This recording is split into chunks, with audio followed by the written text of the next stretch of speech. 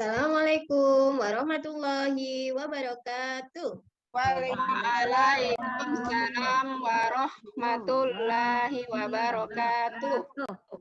Apa kabar anak-anak ibu semuanya?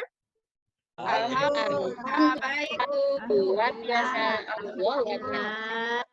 Pada hari ini semuanya dalam keadaan sehat walafiat sehingga bisa datang ke sekolah tepat pada waktunya ya Nana.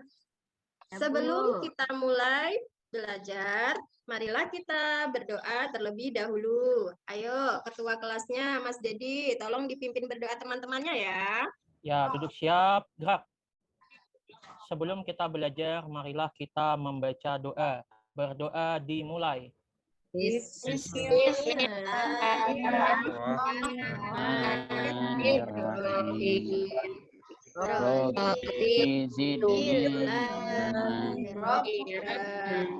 Wabil Islamina wa bi Muhammadin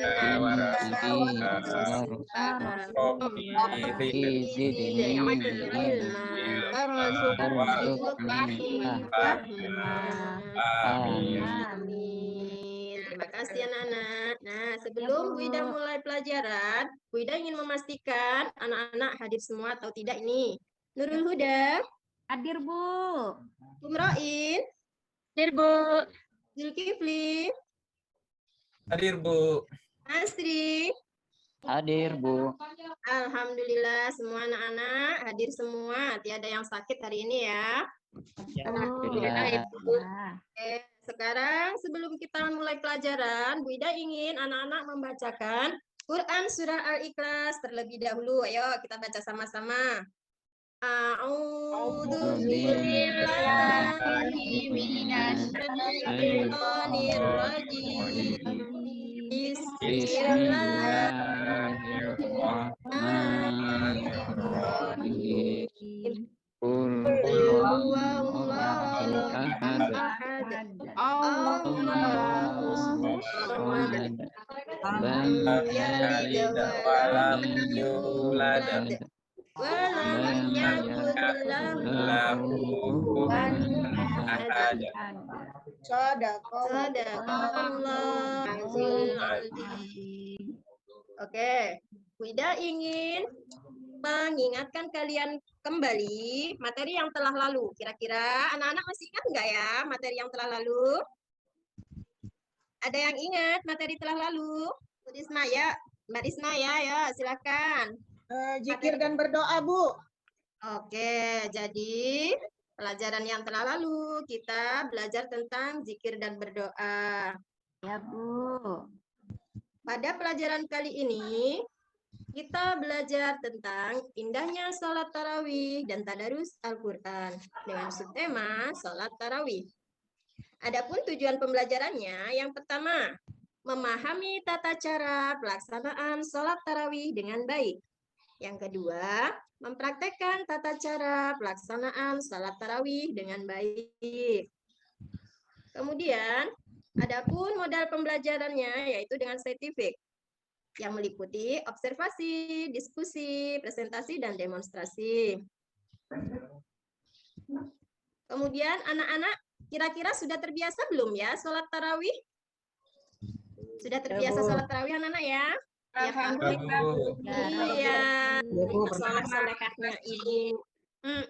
Pintar sekali. Main, Bu, kalau ke masjid, Bu. Oh, enggak boleh. Main petasan itu nanti. Setelah selesai sholat tarawih, baru boleh bermain-main. Nah, sebelumnya kita harus sholat tarawih terlebih dahulu setelah sholat isya di malam bulan Ramadan. Kemudian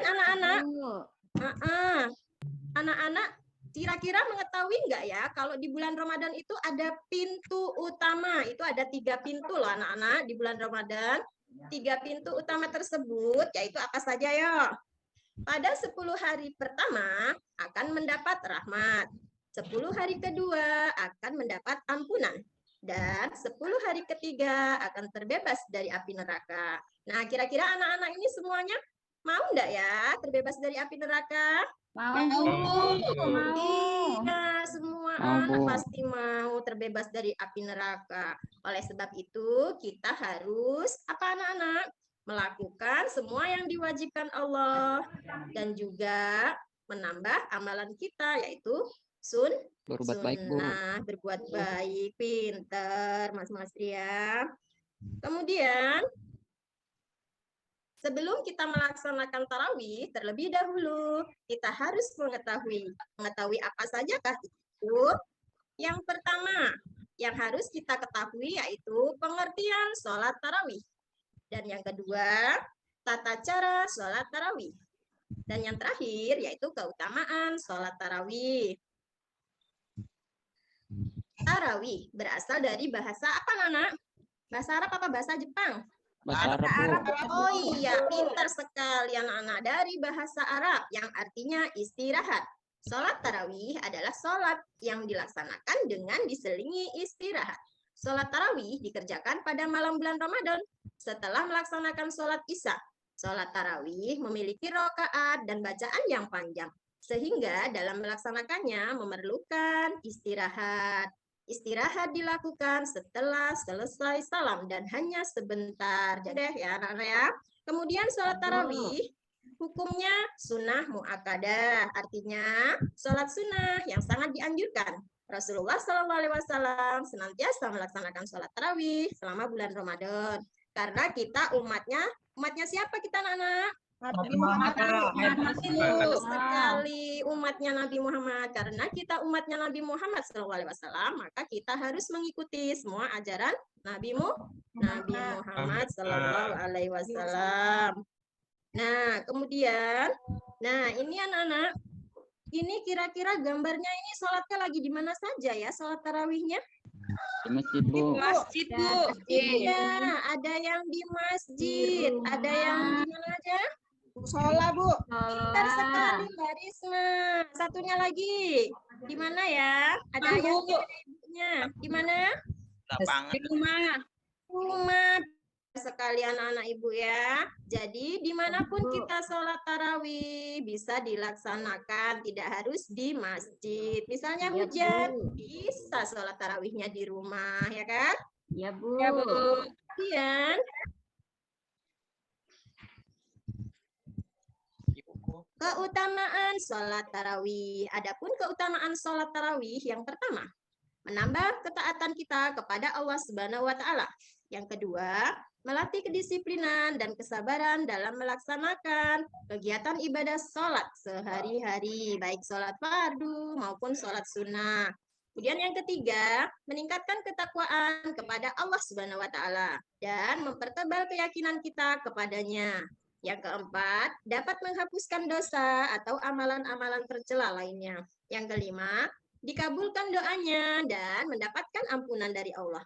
Yang keenam, mendapatkan Lailatul Qadar, yaitu malam yang lebih baik dari 1000 bulan. Dan yang terakhir, mempererat silaturahmi sesama kaum muslimin. Kenapa ya anak-anak sholat tarawih kok bisa mempererat silaturahmi? Kira-kira apa Bisa jawabannya ya? Karena bisa bertemu dengan bersama orang lain, Bu.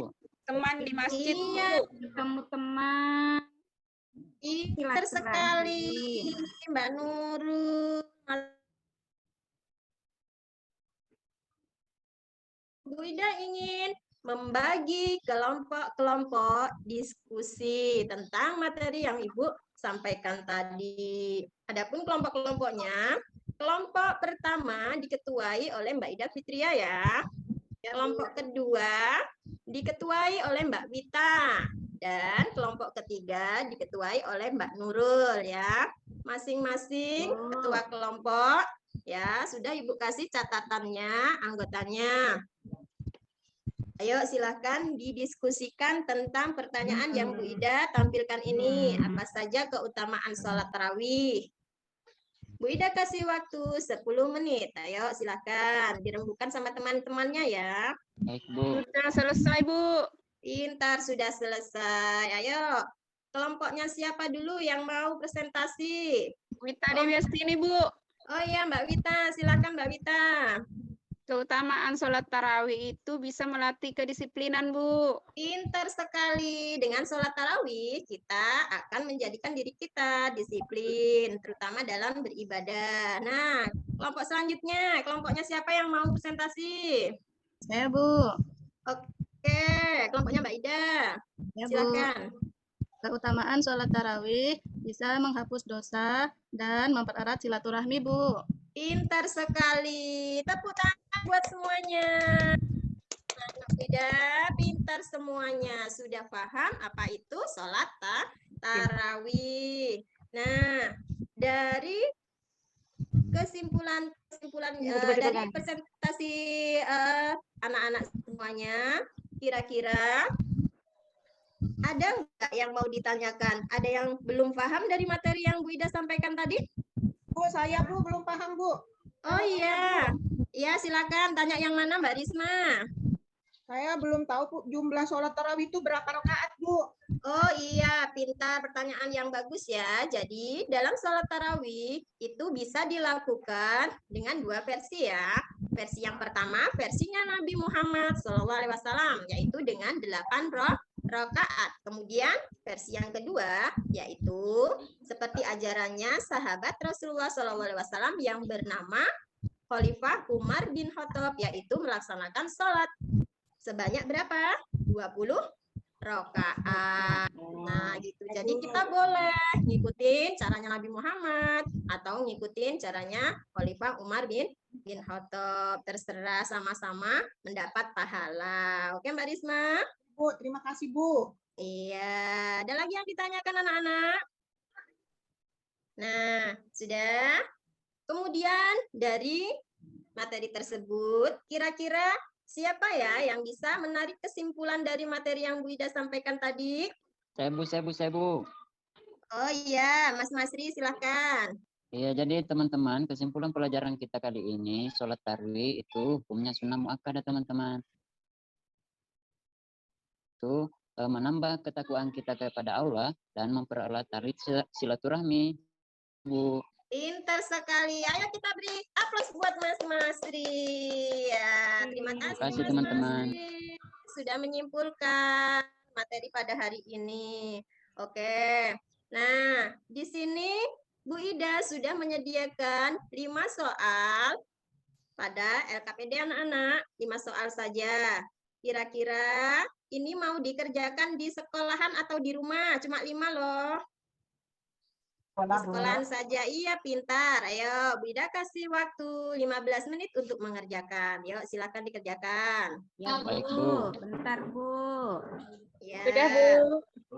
Sudah. Bu. Sudah. Oke, silakan dikumpul di mejanya Bu Guru ya. Ya, Bu. Sudah selesai Bu Ida nilai. Sekarang silakan diambil. Dilihat nilainya ya. Siapa yang dapat 100? Ore, alhamdulillah saya, Bu. Alhamdulillah, Masri dapat 100. Ada yang dapat di bawah 100 enggak? Saya, Iya, Bu, Bu. cuma 80, Bu. Oh iya, Mbak Risma 80. Enggak apa-apa Mbak Risma. Nanti Ya, dibetulin Bu. lagi ya, yang salah satunya ya. Nanti kalau sudah Ya, Bu. dibetulin, dikumpul lagi ke mejanya Bu Ida. Nanti Bu Ida kasih nilai 100. Oke Mbak Risma? Bu.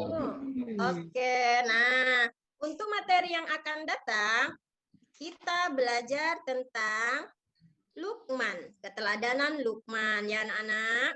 Bu Ida minta anak-anak nanti di rumah punya HP semua kan? Punya, Bu. HP-nya? Ini, Bu. Punya, Iya. Bu. HP-nya Android semua lagi ya? Iya, tapi masih HP orang tua, Bu. Oh iya, enggak apa-apa. Walaupun HP orang tua sama-sama saja bisa buat kita belajar. Nah, nanti tolong anak-anak dibuka link YouTube tentang kisah Luqman. Nah, setelah dibuka, anak-anak mengamati dan jangan lupa merangkum, ya kan? Kenapa? Karena dengan merangkum nanti anak-anak pasti sudah paham pada pelajaran yang akan datang. Ya, tinggal ulang lagi ke sekolahan. Oke, untuk pelajaran hari ini kita tutup dengan alhamdulillah. Alhamdulillah. Akhirul kalam. Wassalamualaikum warahmatullahi wabarakatuh. Waalaikumsalam warahmatullahi wabarakatuh.